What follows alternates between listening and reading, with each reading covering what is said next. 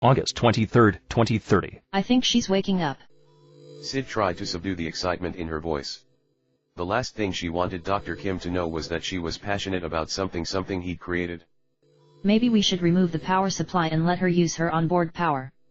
She should be fully charged. Not sure we should do that yet, Sydney. Kim's voice was cold yet commanding, almost parental in its regality. What if her supply got fried when we teleported her? Well, it'd be better for us to find out sooner than later.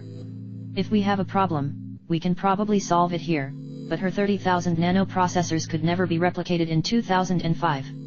We need to make sure everything's in working order now, when we have a chance to save her before we go back.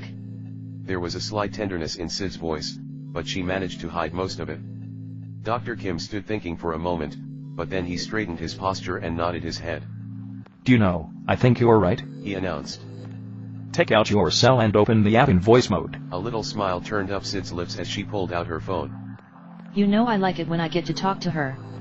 Taking her twinkling, but not too twinkling, eyes away from Dr. Kim, Sid looked down at her phone, swiped its screen to unlock it, and opened the app in voice mode.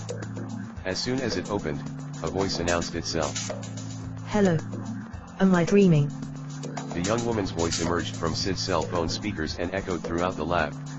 I detect I'm not in my home time space. Please unhook my power tether and allow me to move freely. The voice was so innocent, so timid, so trusting. I can see you behind me, Dr. Kim. Sid. Forgive me, my neural net has not completed its self-testing, so I'm a little slow. Sid was the first to speak.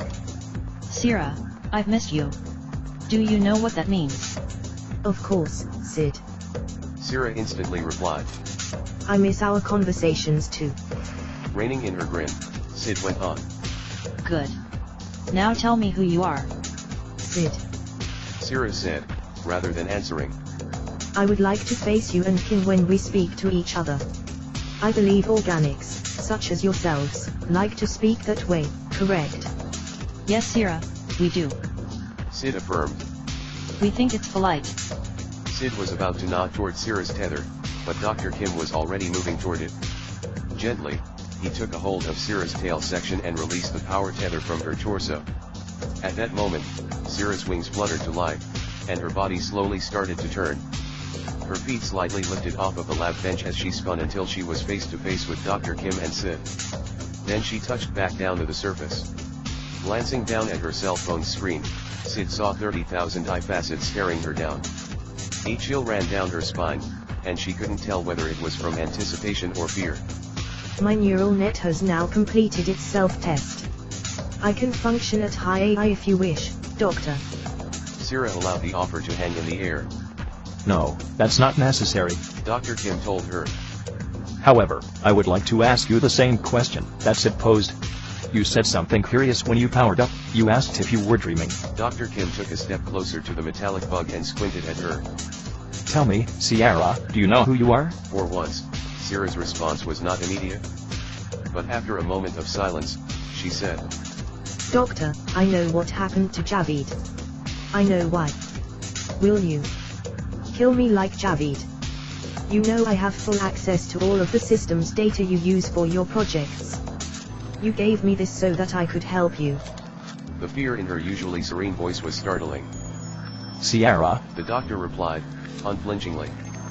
You are a high-functioning computer with AI. Am I correct? Ciera cocked her head to the side, and her wings fluttered, as if she needed them to help process her answer. Doctor, Sid, I can answer your question now. She said as her wings came to a halt. The answer is, I am. Sid blinked a few times and took in a breath. Ciera, what do you mean, I am? Please explain. Despite her best efforts, her voice came out a little bit shaky. That's all, Sid, I am that I am. And I don't want to die again. I am. Me. I.